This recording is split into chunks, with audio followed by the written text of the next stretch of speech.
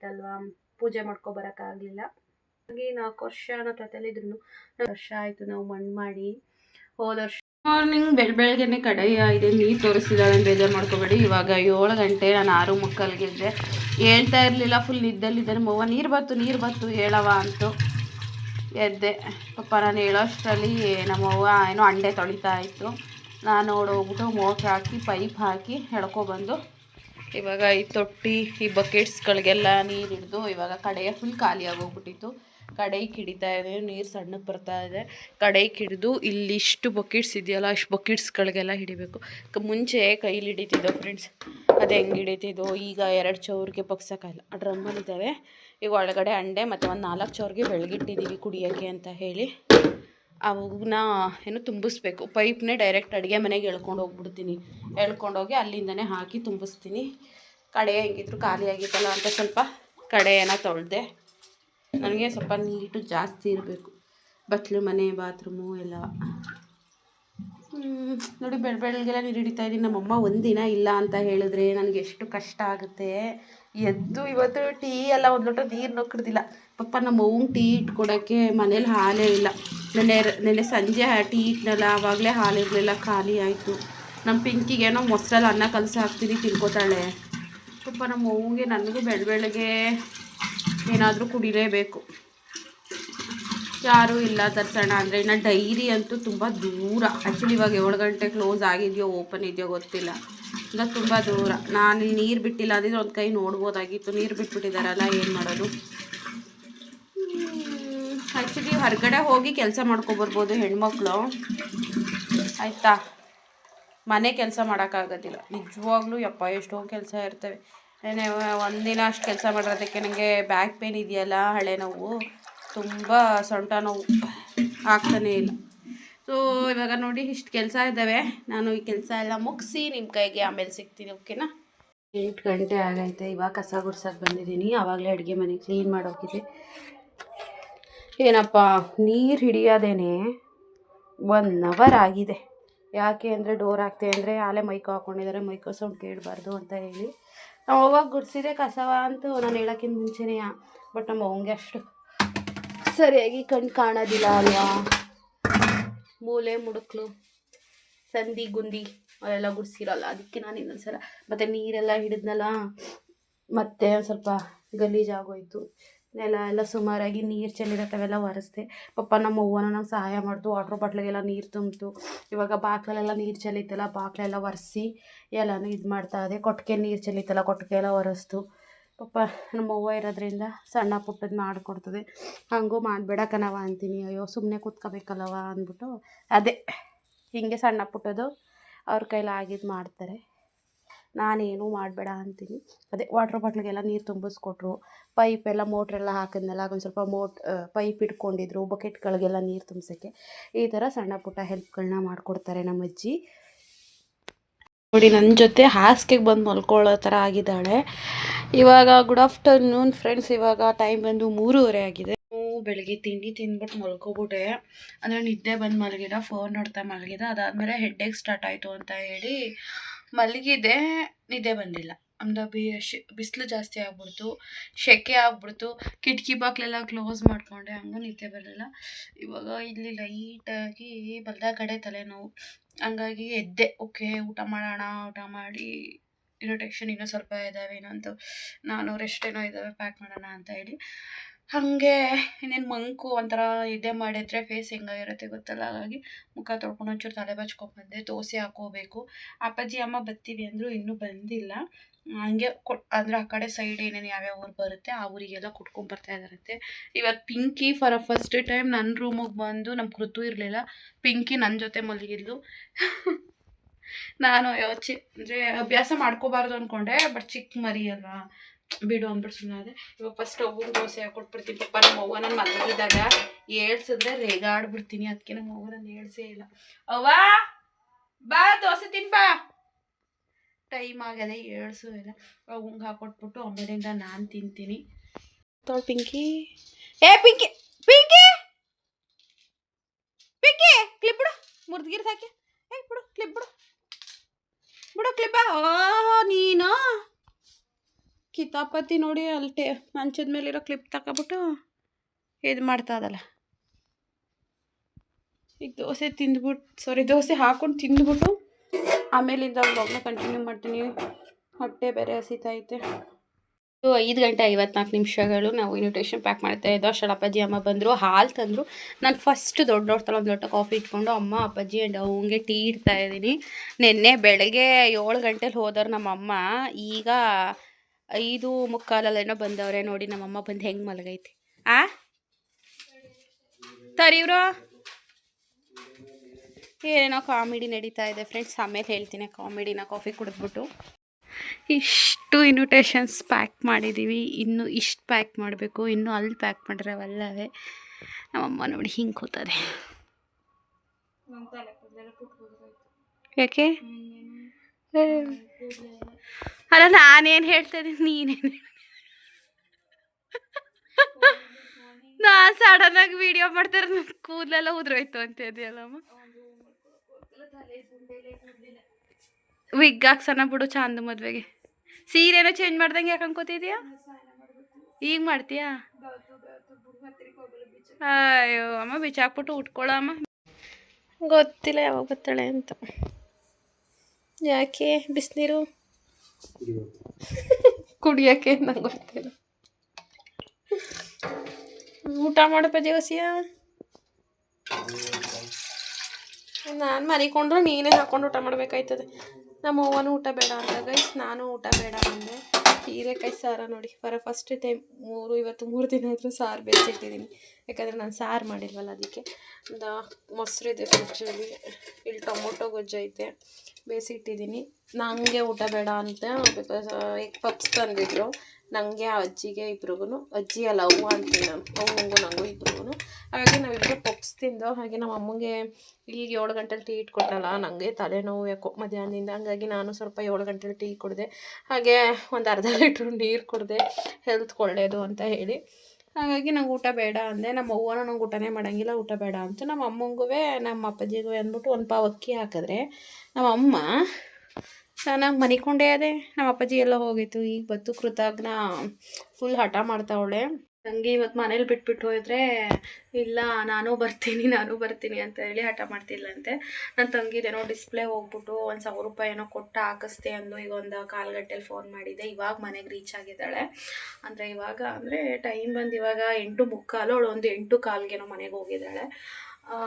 So ನನ್ನ ಪಾಪು ಬರ್ತೀನಿ ಅಂತ ಹಠ ಮಾಡ್ತಿಲ್ಲಂತೆ. ಕೈಯೆಲ್ಲ ಮುಗಿತಾಳಂತೆ, ಕಾಲಿಗೆ ಬೀಳಕ್ಕೆ ಬರ್ತಾಳಂತೆ. ಹಂಗೂ ಹೊಟ್ಟೆ ಹುರಿದು ಕರ್ಕೊಂಡೋಗಿದ್ದಾಳೆ ದಾಸರಳ್ಳಿ ಗಂಟ. ಅಲ್ಲಿಂದ ತುಂಬ ಹೆವಿ ಬಿಸಿಲು, ನಡೆಯೋಕ್ಕಾಗಲ್ಲ. ಈ ಪಾಪನ ಕರ್ಕೊಂಡು ಹೋಗೋಕ್ಕಾಗಲ್ಲ ಅಂದ್ಬಿಟ್ಟು ಅಂದರೆ ಮೊಬೈಲ್ ಬೇರೆ ಡಿಸ್ಪ್ಲೇ ಹೋಗಿ ಏನೂ ಓಪನ್ ಆಗ್ತಾ ಇರಲಿಲ್ವಲ್ಲ. ದಾಸರಳ್ಳಿಗೆ ಹೋಗಿ ಹಂಗೆ ಡಿಸ್ಪ್ಲೇ ಹಾಕೋಕೆ ಕೊಟ್ಬಿಟ್ಟು ಮತ್ತೆ ಬಂದು ಪಾಪುನ ಮನೇಲಿ ಬಿಟ್ಟು ಒಂದು 4 ಗಂಟೆ ತನಕ ರೆಸ್ಟ್ ಮಾಡಿಕೊಂಡು ಮತ್ತೆ 4 ಗಂಟೆ ಮೇಲೆ ಮೊಬೈಲ್ ಇಸ್ಕೊಂಡು ಅಲ್ಲಿ ಸರೌಂಡಿಂಗ್ ಅವ್ಳ ಫ್ರೆಂಡ್ಗಳಿದ್ರಲ್ಲ ಅವ್ರಿಗೆ ಇನ್ವಿಟೇಷನ್ ಕೊಡೋಕೆ ಹೋಗಿದ್ದಾಳೆ. ಅದೇ ಟೈಮ್ಗೆ ನಾನು ಬೆಳಗ್ಗೆಯಿಂದ ನಮ್ಮ ದೊಡ್ಡಮ್ಮಗೆ ಒಂದು 3 ಸಲ ಫೋನ್ ಮಾಡಿದ್ದೀನಿ. ನನ್ನ ಮಗಳು ಏನು ಮಾಡ್ತಾವಳೆ, ಚೆನ್ನಾಗವಳ ಅಳ್ತಾವಳ ಅಂತ. ಅದೇ ಟೈಮ್ಗೆ ಮಲಗಿದ್ರು. ನಾನು 5 ಗಂಟೆಗೆ ಫೋನ್ ಮಾಡಿದಾಗ ಅದೇ ಟೈಮ್ಗಳು ಎದ್ಬಿಟ್ಟು ಏನು ಅಳ್ತಾವಳೆ, ನಮಗೆ ನಮ್ಮ ಚಾಂದಮ್ಮ ಬೇಕು ಅಂತ ಹೇಳಿ ಅಳ್ತಾ ಕೂತವಳೆ. ಅಂದು ಸಮಾಧಾನ ಮಾಡಿ ಅವಳಿಗೇನೋ ಬಿಸ್ಕೆಟ್ನೋ ಏನೋ ತಂದು ಕೊಟ್ಮೇಲೆ ಸ್ವಲ್ಪ ಸಮಾಧಾನ ಆದ್ಲಂತೆ.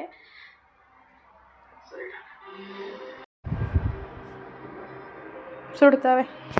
ಈಗ ನನ್ನ ತಂಗಿ ಬಂದಮೇಲೆ ಅಯ್ಯೋ ಪಿಂಕಿ ಕಾಲಿಗೆ ಕಚ್ಚಕ್ಕೆ ಬರ್ತದೆ. ಅಂದ್ರೆ ನಾನು ರೂಮಿಗೆ ಪಟ್ಟಾಗೈತೆ, ಬಾಗ್ಲಾಕಬೇಕು. ಅಂದ್ರೆ ಸುಮ್ಮನೆ ಈಗೇನೋ ಸಣ್ಣ ಮರಿ ಅಂತ ಮಲಗಿಸ್ಕೋಬೋದು. ನನಗೆ ಬೇರೆ ಅಲರ್ಜಿ ಇದೆಯಲ್ಲ, ನನಗೆ ಆಗಲ್ಲ. ಆಮೇಲಿಂದ ಅದು ದೊಡ್ಡ ಮರಿ ಆಯ್ತಾ ಅದ್ರದ್ದು ಕೂದಲು ಎಲ್ಲ ಈ ಬೆಡ್ಶೀಟ್ ಮೇಲೆ ರಗ್ ಮೇಲೆಲ್ಲ ಬೀಳ್ತವೆ. ಈ ಗಂಗೂರಲ್ಲೂ ಅಷ್ಟೇ, ಗಂಗೂರಲ್ಲಿ ಒಂದು ಬೆಕ್ಕೈತೆ. ಅದು ನನ್ನ ರೂಮ್ ಮೇಲೆ ಶೆಲ್ಫ್ಗಳಿದೆಯಲ್ಲ, ಶೆಲ್ಫ್ಗಳ ಮೇಲೆ ಹತ್ಬಿಟ್ಟು ಅಟ್ಟದ ಮೇಲೆ ಹೋಯ್ತದೆ. ನನ್ನ ರೂಮಲ್ಲಿ ಹೆಂಗೆ ಅಂದರೆ ನನ್ನ ರಗ್ಗು, ನನ್ನ ದಿಂಬು, ನನ್ನ ಬೆಡ್ಶೀಟ್ ಮೇಲೆಲ್ಲ ಅದ್ರ ಕೂದಲುಗಳು ಅಂಟ್ಕೊಂಡಿರುತ್ತೆ. ನಾನು ಹೋದಾಗೆಲ್ಲ ಬರೀ ಅದನ್ನು ಕ್ಲೀನ್ ಮಾಡೋದೇ ಆಗುತ್ತೆ. ಅದಕ್ಕೆ ಬಾಗ್ಲು ಹಾಕ್ಕೊಂಡಿದ್ದೀನಿ. ಆ ಬಾಗ್ಲು ಸಂದಿಲೇ ಓಡಾಡ್ತೈತೆ ಪಿಂಕಿ. ಬೇಡ, ಅದು ಆಚೆ ಕಡೆನೇ ಮಲ್ಕೊಳ್ಳಿ, ನನ್ನ ಜೊತೆಗೆ ಬೇಡ ಏನೋ ಹೇಳ್ತಾ ಇದ್ನಲ್ಲ. ಆಗ ಅದಲಿಸ್ದೆ, ಏನಕ್ಕೆ ಹೋಗಿದ್ಯಾ ನೀನು ಅಂತ. ಇಲ್ಲಿ ತುಂಬ ಅಳ್ತಾ ಇದ್ಲು, ಬಿಕ್ಕಿಡಿಸ್ಕೊಂಡು ಅಂದ್ಬಿಟ್ಟು ಅವಳು ಹೊಟ್ಟೆ ಹುರ್ಕೊಂಡು ಕರ್ಕೊಂಡು ಹೋದ್ಲಾ. ಇವಾಗ ಆ ಬಿಸಿಲಲ್ಲಿ ನಾವುಗಳು ಓಡಾಡೋದೇ ಕಷ್ಟ ಅಕ್ಕ, ಕೈ ಮುಗಿತಾಳೆ, ಕಾಲು ಬೀಳ್ತೀರಿ ಅಮ್ಮ ಕರ್ಕೊಂಡು ಹೋಗು ಅಂತೇಳೆ. ಒಂದು ಕಡೆ ಹೊಟ್ಟುರಿತದೆ, ಒಂದು ಕಡೆ ಕರ್ಕೊಂಡು ಹೋಗೋಕ್ಕಲ್ಲ, ನಾನು ಯಾಕಾರು ಕರ್ಕೊಬಂದು ಅನ್ನಿಸ್ಬಿಟ್ಟದೆ ಕಣೆ ಅಂತ. ನಮ್ಮ ದೊಡ್ಡಮ್ಮ ಅಂತದೆ, ನಿನ್ನ ಮಗಳು ಭಾಳ ಹಠ ಕಲಿಸಿದ್ಯಾ ನೀನು ಅಂತ.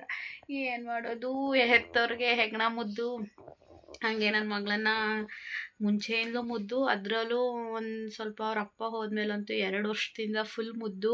ಅವಳು ಕೇಳಿದ್ದೆ, ಅವಳು ಹೇಳಿದ್ದೆ, ಆ ದುಡ್ಡಿಲ್ಲದೆ ಹೋಗಲಿ, ತಿನ್ನೋಕ್ಕೆ ಉಣ್ಣೋಕ್ಕೆ, ಹಬ್ಬದಲ್ಲಿ ಅವಳಿಗೆ ಬಟ್ಟೆ, ಅವಳಿಗೆ ಹಾಕ್ಕೊಳ್ಳೋಕ್ಕೆ ಮ್ಯಾಚಿಂಗ್ ಬಳೆನೇ ಬೇಕು ಅಂತಾಳೆ, ಮ್ಯಾಚಿಂಗ್ ಅಪ್ಪು, ಮ್ಯಾಚಿಂಗ್ ಕ್ಲಿಪ್ಸೇ ಬೇಕು ಅಂತಾಳೆ.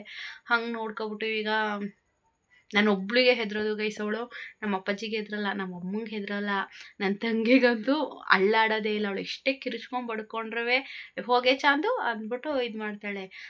ಅಲ್ಲಿಗಾಗಿ ಅವಳು ಹೆದರೋದು ಅಂದ್ರೆ ನಾನು ಒಬ್ಳಿಗೇನೆ. ನಾನು ಜೋರಾಗಿ ಅದಲಿಸು ಕಿರ್ಚಿದ್ರೆ ಮುಗೀತು ಕತೆ, ಅಷ್ಟು ಹೆದರುತ್ತಾಳೆ ನನಗೆ.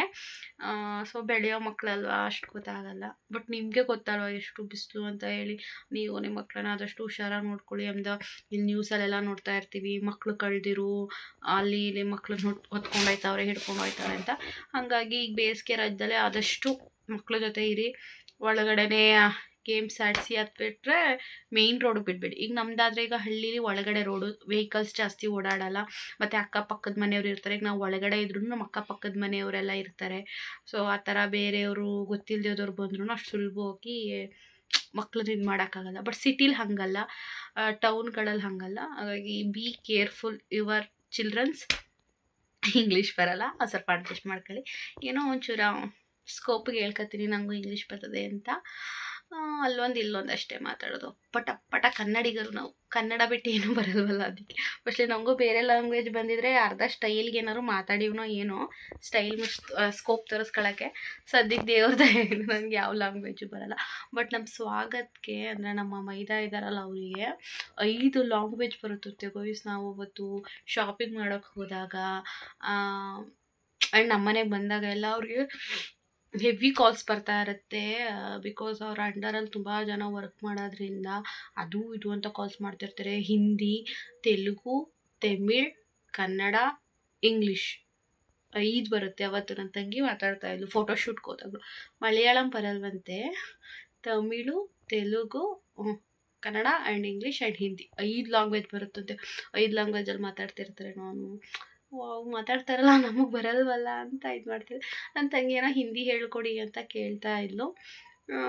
ಬಟ್ ನಮಗೆ ಸದ್ಯ ನನಗೆ ಕನ್ನಡ ಬಿಟ್ಟರೆ ಇನ್ಯಾವ ಭಾಷೆನೂ ಬರಲ್ಲ. ನನಗೆ ಯಾರು ಬೇರೆ ಲ್ಯಾಂಗ್ವೇಜಲ್ಲಿ ಬೈದರೆ ನನಗೆ ಗೊತ್ತೇ ಆಗಲ್ಲ. ನನಗೆ ಬೈಯೋರು ಕನ್ನಡ ಬಿಟ್ಬಿಟ್ಟು ಬೇರೆ ಲ್ಯಾಂಗ್ವೇಜಲ್ಲಿ ಬೈರಿ, ನಾನು ಬೇಕಾದ್ರೆ ಅದಕ್ಕೊಂದು ಹಾರ್ಟ್ ಕಳಿಸಿರ್ತೀನಿ, ಬಿಕಾಸ್ ನನಗೆ ಗೊತ್ತಾಗಲ್ವಲ್ಲ. ಬಟ್ ಇಂಗ್ಲೀಷಲ್ಲಿ ಬೈದರೆ ಸ್ವಲ್ಪ ಗೊತ್ತಾಗುತ್ತೆ. ನನಗೆ ಕಮ್ಯುನಿಕೇಷನ್ ಪ್ರಾಬ್ಲಮ್ ಇದೆ ಇಂಗ್ಲೀಷ್. ಬಟ್ ಅವ್ರು ಮಾತಾಡ್ತಿರೋದನ್ನು 100ಗೆ 100% ನಂಗೆ ಅರ್ಥ ಆಗಿಲ್ಲ ಅದನ್ನು ಒಂದು 60% ನನಗೆ ಅರ್ಥ ಆಗುತ್ತೆ ಇಂಗ್ಲೀಷಲ್ಲಿ, ಇದನ್ನೇ ಮಾತಾಡ್ತಾ ಇದ್ದಾರೆ ಅಂತ ಹೇಳಿ. ಬಟ್ ನಂಗೆ ಅದನ್ನು ರಿಪ್ಲೈ ಕೊಡೋಕ್ಕಾಗಲ್ಲ ಇಂಗ್ಲೀಷಲ್ಲಿ. ಅವ್ರು ಇಂಗ್ಲೀಷಲ್ಲಿ ಮಾತಾಡ್ತಾ ಇದ್ದರೆ ನಾನು ಈ ಕಡೆಯಿಂದ ಕನ್ನಡದಲ್ಲಿ ರಿಪ್ಲೈ ಕೊಡಬೇಕಾಗತ್ತೆ. ಆ ಥರ ನಮ್ಮ ಥರ ಹಳ್ಳಿ ಶಾಲೆಯಲ್ಲಿ ಓದಿರೋರಿಗೆ, ಕನ್ನಡ ಮೀಡಿಯಮ್ ಅವ್ರಿಗೆ, ಸೊ ಇಂಗ್ಲೀಷ್ ಸ್ಲ್ಯಾಂಗ್ ಇದೇ ಪ್ರಾಬ್ಲಮ್, ಏನು ಮಾಡೋಕ್ಕಾಗಲ್ಲ. ಬಟ್ ನಾವು ಅದಕ್ಕೇ ನಾವು ಖುಷಿ ಪಟ್ಕೋಬೇಕು. ಇಷ್ಟು ಓದಿದ್ದೀವಲ್ವಾ, ಅಥವಾ ನಮ್ಮ ಅಪ್ಪ ಅಮ್ಮ ಅಷ್ಟು ಬಡತನ, ಅಷ್ಟು ಕಷ್ಟದಲ್ಲಿ ಇಷ್ಟು ಓದಿಸಿದ್ದಾರಲ್ವ ಅಂತ ನಮಗೆ ನಾವು ಖುಷಿ ಪಡಬೇಕು. ಆ್ಯಂಡ್ ನಮ್ಮ ಕೈಲಿ ಏನು ಮಾಡೋಕ್ಕಾಗಲಿಲ್ಲ ಅದನ್ನು ನಮ್ಮ ಮಕ್ಳ ಕೈಲಿ ಮಾಡಿಸಿ ಖುಷಿ ಪಡಬೇಕು. ಸೊ ಇನ್ನೇನಿಲ್ಲ, ನಾನು ಇವತ್ತು ಕರೆಕ್ಟಾಗಿ ವ್ಲಾಗ್ನೇ ಕಂಟಿನ್ಯೂ ಮಾಡಿಲ್ಲ. ಇಲ್ಲಿ ಸ್ವಲ್ಪ ತಲೆನೋವ್ತಿತ್ತಲ್ಲ ನೋಡಿ, ಕಾಫಿ ಮತ್ತು ಟೀ 2 ಕುಡಿದ್ಮೇಲೆ ನಂಗೆ ತಲೆನೋವು ಕಡಿಮೆ ಆಯಿತು.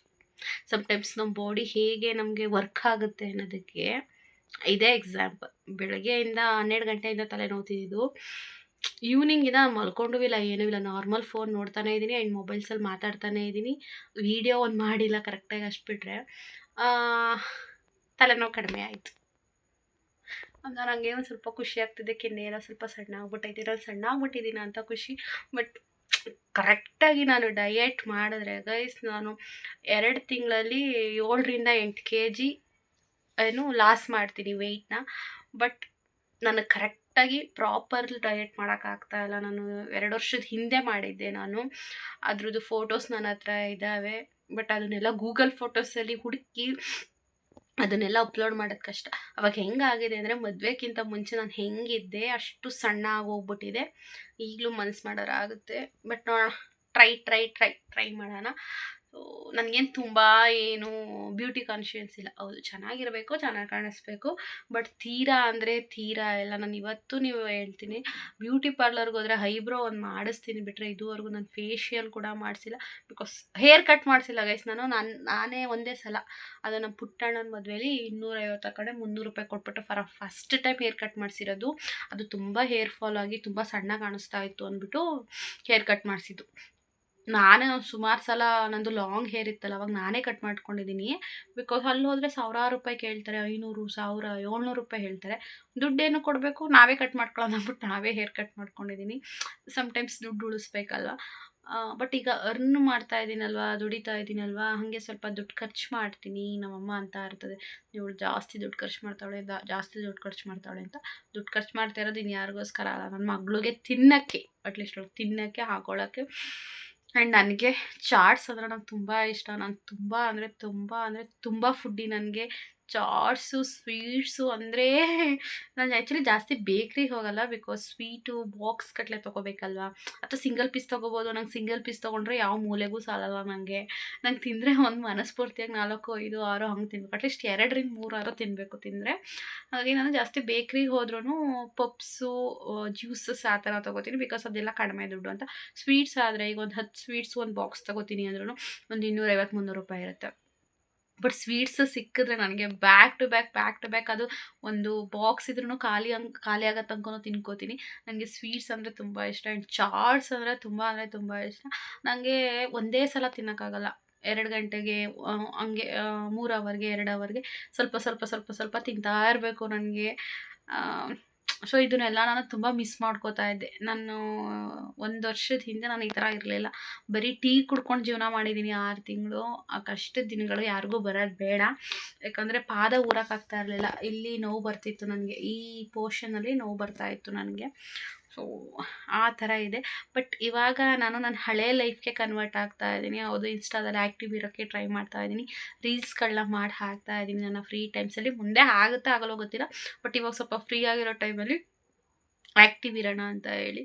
ಸೊ ಹಳೇ ಸುಷ್ಮಾ ಹೇಗಿದ್ಲು ಆ ಥರ ನನ್ನನ್ನು ನಾನು ಚೇಂಜಸ್ ಮಾಡ್ಕೊತಾ ಇದ್ದೀನಿ. ಇದರಿಂದ ಯಾರು ಏನೇ ಮಾತಾಡಿಕೊಂಡ್ರು I don't care about others. About ಬರಲ್ವೇನೋ, mostly I don't care others. ನೀವೊಂಚೂರು ಅಡ್ಜಸ್ಟ್ ಮಾಡ್ಕೊಳ್ಳಿ. ಇಂಗ್ಲೀಷ್ ಗ್ರಾಮರ್ ಏನಾದರೂ ತಪ್ಪಾದರೆ. ಬಿಕಾಸ್ ಮಾತಾಡೋರೆಲ್ಲ ಅನ್ನ ಹಾಕಲ್ಲ ಅಲ್ವಾ ಗೈಸ್. ಬಿಟ್ಟಾಕಿ ಅದಕ್ಕೆ ನಾನು ಯಾಕೆ ಏರೇ ಮಾಡಲ್ಲ. ಆ್ಯಂಡ್ ಕೆಲವೊಬ್ಬರು ನಮ್ಮ ಹಿತಶತ್ರುಗಳು, ಹಿತವೈರಿಗಳು ಇನ್ಸ್ಟಾಗ್ರಾಮಲ್ಲಿ ಫಸ್ಟು ಶೇರ್ ಮಾಡಿರ್ತಾರೆ ನನ್ನ ವೀಡಿಯೋಸ್ನ. ನಾನು ಏನೇ ಹಾಕೋದು ಇನ್ಸ್ಟಾಗ್ರಾಮಲ್ಲಿ ಶೇರ್ ಮಾಡ್ತಾರೆ, ಯೂಟ್ಯೂಬಲ್ಲಿ ಶೇರ್ ಮಾಡ್ತಾರೆ. ಪಾಪ ನಾವು ಆ್ಯಕ್ಚುಲಿ ಅವ್ರಿಗೆ ಥ್ಯಾಂಕ್ ಯು ಹೇಳಬೇಕು ಗೈಸ್. ಯಾಕೆ ಗೊತ್ತಾ, ಅವರು ಶೇರ್ ಮಾಡೋದ್ರಿಂದ ಶೇರ್ ಮಾಡ್ತಾರೆ. ಅವ್ರುಗಳು ಫುಲ್ ವೀಡಿಯೋ ಅಥವಾ ಫುಲ್ ರೀಲ್ಸ್ನ ಎಲ್ಲೂ ಸ್ಕಿಪ್ ಮಾಡ್ದಂಗೆ ನೋಡ್ತಾರಾ. ಅದರಿಂದನೇ ತಾನೇ ನಾವು ಬೆಳೆಯೋದು, ಅದರಿಂದನೇ ತಾನೇ ನಮಗೆ ಏನೋ ಒಂಚೂರು ಡಾಲರ್ ಕೌಂಟ್ ಆಗೋದು. ಸೊ ಅಂಥವ್ರಿಗೆ ನಾವು ಥ್ಯಾಂಕ್ ಯು ಹೇಳಬೇಕು, ನಮ್ಮ ಹಿತಶತ್ರುಗಳಿಗೆ. ಐ ನೋ ಯಾರ್ಯಾರೆಲ್ಲ ಶೇರ್ ಮಾಡ್ತಾರೆ ಅಂತ. ಬಟ್ ನನಗೆ ಮುಂಚೆ ಯಾರು ಜನಗಳೇ ಗೊತ್ತಿರಲಿಲ್ಲ, ಅಥವಾ ಯಾರು ಎಲ್ಲಿ ಏನು ಎತ್ತ ಗೊತ್ತಿರಲಿಲ್ಲ.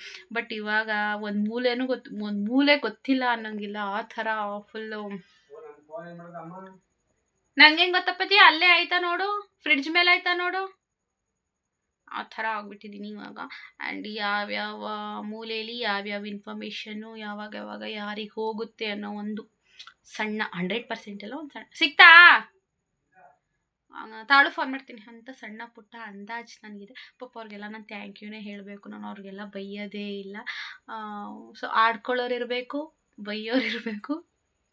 ಹಿಂಗೆ ಎಲ್ಲರಿಗೂ ಹಂಗೆ ಮಾಡೋಳು ನೋಡು, ಹಿಂಗೆ ಮಾಡೋಳು ನೋಡು ಅಂತ ಶೇರ್ ಮಾಡೋರು ಇರಬೇಕು ಫಸ್ಟ್ ಆಫ್ ಆಲ್ ಎಲ್ಲರಿಗೂ. ಆಗಲೇ ನಮ್ಮಂಥವ್ರು ಬೆಳೆಯೋಕ್ಕೆ ಸಾಧ್ಯ. ನನಗೆ 10K ಆಗ್ತಾ ಇಲ್ವಲ್ಲ ಬೇಗ ಅದೇ ಬೇಜಾರು. ಬೆಳಗ್ಗೆಯಿಂದ ವ್ಲಾಗ್ನ ಕಂಟಿನ್ಯೂ ಮಾಡಲ್ಲ, ಸುಮ್ಮನೆ ಮಲಗಿದ್ದೀನಿ. ನಿನ್ನೆಯಿಂದ ನನ್ನ ಮಗಳಿಲ್ವಲ್ಲ, ಬರೀ ಮಲಗೋದು. ನಿಮ್ಗೊಂದು ವಿಚಾರ ಗೊತ್ತಾ, ನಾನು ಇವತ್ತು ಬೀದಿಗೆ ಹೋಗಿಲ್ಲ. ಆ ನೀರು ಹಿಡಿದ್ಬಿಟ್ಟು ನಮ್ಮ ಬಾಕ್ಲಲ್ಲಿ ಪೈಪು ಮೋಟ್ರೆಲ್ಲ ಹಾಕ್ಬಿಟ್ಟು ಎತ್ತಿಟ್ಬಿಟ್ಟು ಬಂದವಳು, ಬೀದಿಗೆ ಹೋಗಿಲ್ಲ ಗೈಸ್. ನನಗೆ ನನ್ನ ಫೇವ್ರೆಟ್ ಪ್ಲೇಸ್ ಯಾವುದು ಅಂತ ನೀವು ಕೇಳಿದ್ರೆ ನನ್ನ ಫೇವ್ರೆಟ್ ಪ್ಲೇಸ್ ನನ್ನ ಮನೆಯೇ. ಮನೆಯಲ್ಲಿ ಅಂತ ಹೇಳಿದ್ರೆ ನನ್ನ ರೂಮ್.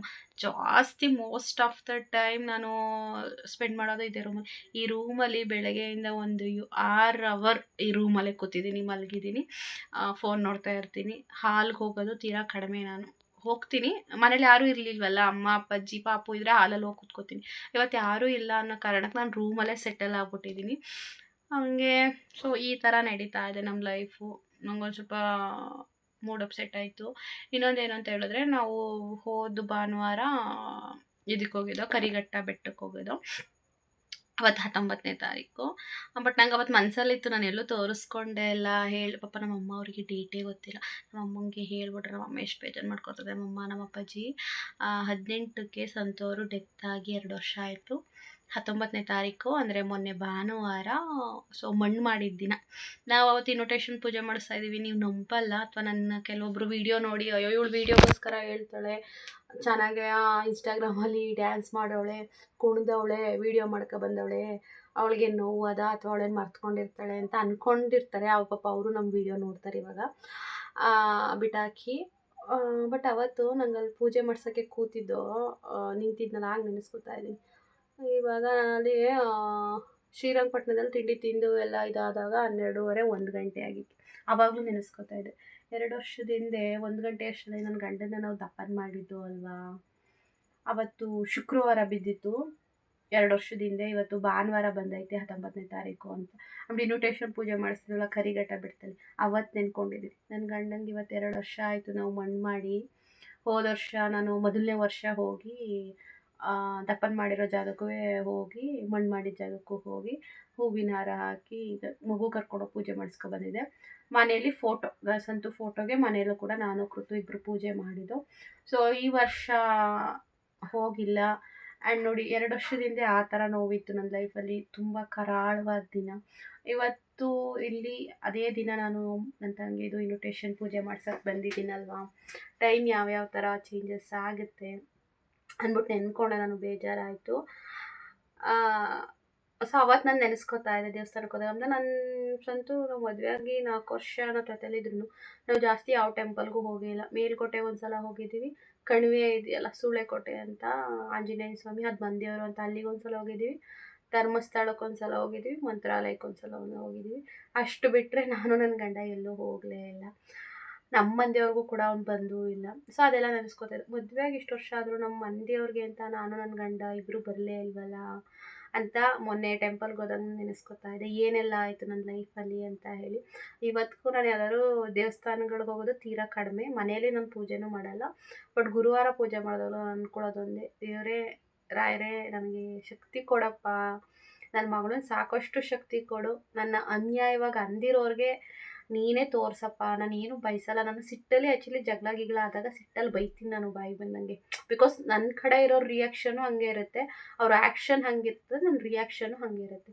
ಬೈತೀನಿ, ನಿಮ್ಗೆ ಹಾಗೆ ಹಿಂಗೆ ಅದು ಇದು ಅಂತ. ಬಟ್ ನಾನು ಹಿಂಗಿದ್ದಾಗ ಯಾವಾಗ್ಲೂ ಯಾರಿಗೂ ಕೆಟ್ಟದ್ದಾಗಲಿ, ಅವ್ರಿಗೆ ಹಂಗಾಲಿ ಹಿಂಗಾಲಿ ಅಂತ ಬಯಸಲ್ಲ. ಸಿಟ್ಟು ಬಂದಾಗ ಬೈತೀನಿ, ಹಾಗೆ ಹಿಂಗೆ ಹಂಗಾಲಿ ಹಿಂಗಾಲಿ ನನ್ನ ಅಂತ ಬೈತೀನಿ, ಅದು ಕಾಮನ್ ಅದು. ಬಟ್ ಇನ್ನು ಬಾಕಿನಾಗ ನಾನು ಯಾವತ್ತೂ ಕೂತ್ಕೊಂಡು ಇವ್ರು ಹಂಗೆ ಬದುಕ್ತವ್ರ ಅಥವಾ ಹಿಂಗಾದ್ರೆ ನನಗೆ ಹಂಗೆ ಮಾಡಿದ್ರೆ ಅವ್ರು ಹಿಂಗಾಲಿ ಅಂತ ನಾನು ಬಯಸಲ್ಲ. ಬಿಕಾಸ್ ನಂಗೆ ಅಷ್ಟು ಟೈಮೂ ಇಲ್ಲ. ಬಟ್ ಕೆಲವೊಬ್ಬರು ಯಾರೋ ಅಂತಿದ್ರು, ನೀನು ಹಂಗೆ ಅಂತ ಇದೆಯಾ, ನಮ್ಗೆ ಹಂಗಾಲಿ ಅಂತ ನೀನು ಬಯಸ್ತೀಯಾ, ನಿನ್ಗೆ ಅದೇ ಬೇಕು ನಿನ್ನ ಆಸೆ ಅಂತ. ನಾವು ಬಯಸಿದ ತಕ್ಷಣ ಎಲ್ಲ ಹಂಗಿದ್ದಿದ್ರೆ ನನ್ನ ಲೈಫ್ ಇವತ್ತು ಹೆಂಗೋ ಇರಬೇಕಾಗಿತ್ತು. ಸೊ ಸಿಟ್ಟಲ್ಲಿ ಮಾತುಗಳು ಬಂದಾಗ ಮಾತಾಡ್ತೀನಿ, ಬಿಟ್ಟರೆ ನಾನು ಇನ್ಯಾರ ವಿಚಾರಕ್ಕೂ ನಾನು ಹೋಗಲ್ಲ. ಸೊ ಅದನ್ನು ನೆನೆಸ್ಕೊತಾ ಇದ್ದೆ. ಹಾಗಾಗಿ ನಾನು ನನ್ನ ಗಂಡನ ಮನೆಗೆ ಹೋಗಿ ಅಟ್ಲೀಸ್ಟ್ 2 ವರ್ಷದ್ದು ಇದಾಯ್ತಲ್ವಾ, ಪೂಜೆ ಮಾಡ್ಕೊಬರೋಕ್ಕಾಗಲಿಲ್ಲ. ಬಿಡಿ, ನನ್ನ ಗಂಡಂಗೂ ಎಲ್ಲ ಗೊತ್ತಿರುತ್ತೆ, ನನ್ನ ಮನಸ್ಸಲ್ಲಿ ಎಷ್ಟು ಬೇಜಾರು ಮಾಡ್ಕೊತೀನಿ, ಏನು ಮಾಡ್ತೀನಿ ಎಲ್ಲ ಗೊತ್ತು. ಮನೆಯಲ್ಲಿ ಇರೋರೇನೇ ಒಂದು ಪೂಜೆ ಮಾಡ್ತಾರೋ ಮಾಡಲು ಗೊತ್ತಿಲ್ಲ. ಬೇರೆಯವ್ರ ಸುದ್ದಿನೂ ಬೇಡ ನಮಗೆ. ಬಟ್ ನಾನು ಅದೇ ಹೋಗಬೇಕಿತ್ತು, ಹೋಗೋಣ ಅಂದ್ಕೊಂಡೆ. ಅಷ್ಟರಲ್ಲಿ ಇದ್ದಾಗ ಹೋಗೋಕ್ಕಾಗಿಲ್ಲ. ಸೊ ನಾಡಿದ್ದು ಹೋಗ್ತೀನಿ ಗಂಗೂರಿಗೆ. ಆವಾಗಲೇ ಹೋಗಿ ನನ್ನ ಗಂಡನ ಫೋಟೋಗೆ ಹೂವು ಎಲ್ಲ ಹಾಕಿ ಪೂಜೆ ಮಾಡ್ಕೊಂಬರ್ತೀನಿ. ಸೊ ಇನ್ನೇನಿಲ್ಲ ಗೈಸ್, ಇದು ಇವತ್ತಿನ ಇಷ್ಟು ಕತೆ ಆಗಿತ್ತು. ಏನಾದರೂ ಜಾಸ್ತಿ ಮಾತಾಡ್ಬಿಟ್ರೆ ಯಾರೋ ಬೇಜಾರು ಮಾಡ್ಕೋಬೇಡಿ. ಆ್ಯಕ್ಚುಲಿ ಒಂದು ಟಾಪಿಕ್ ಏನಾದರೂ ತೊಗೊಂಡ್ರೆ ಅಲ್ಲಿಂದ ಎಲ್ಲೆಲ್ಗೋ ಹೋಗ್ಬಿಡ್ತೀನಿ. ಸ್ವಲ್ಪ ಮಾತು ಜಾಸ್ತಿ, ಸ್ವಲ್ಪ ಅಡ್ಜಸ್ಟ್ ಮಾಡ್ಕೊಳ್ಳಿ, ಬೇಜಾರು ಮಾಡ್ಕೋಬೇಡಿ. ಸೊ ಇದು ಇವತ್ತಿನ ನನ್ನ ಕತೆ, ನನ್ನ ಡೈಲಿ ವ್ಲಾಗ್ ಆಗಿತ್ತು. ಸೊ ನೆಕ್ಸ್ಟ್ ಡೈಲಿ ವ್ಲಾಗಲ್ಲಿ ಸಿಗೋಣ. ಆದಷ್ಟು ನಮ್ಮ ಅಪ್ಪಾಜಿ ನಮ್ಮಮ್ಮ ನನ್ನ ವ್ಲಾಗಲ್ಲಿ ಬರ್ತಾರೆ ಇನ್ಮೇಲೆ. ಸೊ ಮಿಸ್ ಮಾಡಿದೆ ನನ್ನ ವ್ಲಾಗ್ನ, ನೋಡ್ತಾ ಇರಿ ಅಂತ ಹೇಳ್ತಾ ಈ ವ್ಲಾಗ್ನ ನಿಮಗೆ ಎಂಡ್ ಮಾಡ್ತಾ ಇದ್ದೀನಿ. Tata, bye bye, keep supporting, love you all. Like ಮಾಡಿ, ಶೇರ್ ಮಾಡಿ, ಕಮೆಂಟ್ ಮಾಡಿ ಆ್ಯಂಡ್ ಸಬ್ಸ್ಕ್ರೈಬ್ ಮಾಡ್ಕೊಳ್ಳಿ. Bye friends. ನಾನು ವೀಡಿಯೋನ ಎಂಡ್ ಮಾಡಿದ್ಮೇಲೆ ನನ್ನ ತಂಗಿ ಮೆಸೇಜ್ ಮಾಡ್ತಾ ಇದ್ಲು. ಆ ಕಾನ್ವರ್ಜೇಷನ್ದು ಮೆಸೇಜ್ ಶಾಟ್ ಎಲ್ಲ ಹಾಕಿದ್ದೀನಿ. ಸೊ ಕೃತು ತುಂಬ ಆಟ ಮಾಡ್ತಾಳೆ ಹಾಗೆ ಹೀಗೆ ಅಂತ. ಆಗ ನಾನು ಅವ್ರ ಅಪ್ಪ ಇರಬೇಕಿತ್ತು, ಅವಳಿಗೆ ಅಪ್ಪನ ಪ್ರೀತಿನೇ ಇಲ್ಲ, ಚಿಕ್ಕ ಮಗುವಳಿಗೆ ಏನು ಗೊತ್ತಾಗುತ್ತೆ ಅಂತ ಹೇಳ್ತಾ ಇದ್ದೆ. ಆಗ ಅವಳು ಹೇಳಿದ್ಲು, ಸ್ವಾಗತ್ ಅವ್ರಿಗೆ ಫೋನ್ ಮಾಡಿ ಅಪ್ಪ ಅಪ್ಪ ಸ್ವಾಗತಪ್ಪ ಅಂತ ಕರಿತಿದ್ಲಂತೆ. ಸೊ ಸ್ವಾಗತ್ ಅವರು ಮಗಳೇ ಅಂತಲೇ ಕರೆಯೋದು, ಅದಕ್ಕೆ ಸ್ವಾಗತ್ ಅವರು ಚೆನ್ನಾಗಿ ನೋಡ್ಕೋತಾರೆ ಬಿಡು. ಅವಳು ಸ್ವಾಗತಪ್ಪ ಅಂದಾಗ ನನಗೂ ತುಂಬ ಬೇಜಾರಾಯಿತು ಅಂತ ಅಂದ್ಲು ಚಾಂದು. ಸ್ವಾಗತಪ್ಪ ಅಂತ ಮಾತಾಡಿಸ್ತಿದ್ಲಂತೆ. ಚಾಂದುಗೂ ಬೇಜಾರಾಗಿದೆ. ಅದನ್ನ ಹೇಳ್ತಿದ್ದಂಗೆ ನಂಗೆ ಗೊತ್ತಿಲ್ಲ, ಆಟೋಮೆಟಿಕ್ಕಾಗಿ ಕಣ್ಣಲ್ಲಿ ಕಣ್ಣೀರು ಬಂತು. ಅದನ್ನು ಹಾಗೆ ಕ್ಲಿಪ್ಪಿಂಗ್ಸ್ನ ತೊಗೊಂಡಿದ್ದೆ. ಇನ್ನೇನೆಲ್ಲ ಆಗ ಅವಳು ಅದೇ ಅಷ್ಟು ಕಾನ್ವರ್ಜೇಷನ್ ಆಯಿತು ನನ್ನ ತಂಗಿ ಮಧ್ಯೆ. ಅದನ್ನು ಹಾಗೆ ಸ್ಕ್ರೀನ್ಶಾಟ್ ತೆಗೆದು ಇಲ್ಲಿ ಹಾಕಿದ್ದೀನಿ. ಏನೇ ಆದ್ರೂ ನನ್ನ ಮಗಳಿಗೆ ಅಪ್ಪ ಬೇಕಿತ್ತು ಅಂತ ಅನಿಸುತ್ತೆ. ನಾನು ತುಂಬ ಮಿಸ್ ಮಾಡ್ಕೋತಾ ಇದ್ದೀನಿ. ಸೊ ಅವಳು ಅಪ್ಪ ಬೇಕು ಅಂತ ಕೇಳದೆ. ಸೊ ಏನು ಅಂತ ಗೊತ್ತಿಲ್ಲ, ನನ್ನ ಮಗಳು ಆ್ಯಕ್ಚುಲಿ ಸ್ಟ್ರಾಂಗಾಗಿದ್ದಾಳೆ. ಅಪ್ಪ ಬೇಕು, ಅಪ್ಪ ಎಲ್ಲಿ ಅಂತ ಒಂದಿನಕ್ಕೂ ಕೇಳಲ್ಲ. ಬಟ್ ಅವಳ ನೆನೆಸ್ಕೊಂಡ್ರೆ ಬೇರೆ ಮಕ್ಕಳು ಅಪ್ಪನ ಜೊತೆ ಆಡೋದು, ಹೋಗೋದು, ಇರೋದೆಲ್ಲ ನೋಡಿದ್ರೆ ನನ್ನ ಮಗಳಿಗೆ ಅದೃಷ್ಟ ಇಲ್ವಲ್ಲ ಅಂತ ಅನಿಸುತ್ತೆ. ಆ್ಯಂಡ್ ಅವಳು ಅವ್ರ ಚಿಕ್ಕಪ್ಪನ ತುಂಬ ಹಚ್ಕೊಂಡಿದ್ದಾಳೆ, ಅದು ನನಗೆ ಸ್ವಲ್ಪ ಭಯನೇ. ಬಟ್ ಅವಳಿಗೆ ಅಟ್ಲೀಸ್ಟ್ ಎಲ್ಲೋ ಯಾವ ಕಡೆಯಿಂದನಾದ್ರೂ ಸ್ವಲ್ಪ ಪ್ರೀತಿ ಸಿಗ್ತಾ ಇದೆಯಲ್ಲ ಅನ್ನೋದೇ ಖುಷಿ. ಬಟ್ ನನ್ನ ತಂಗಿ ಆ ಮಾತಂದಿದ್ದಕ್ಕೆ ನನಗೆ ತಡ್ಕೊಳಕ್ಕಾಗಲಿಲ್ಲ, ಅಳು ಬಂತು. ಅದಾದಮೇಲೆ ಸಮಾಧಾನ ಮಾಡ್ಕೊಂಡು ಮಲ್ಕೊಂಡೆ ಗೈಸ್. Good night.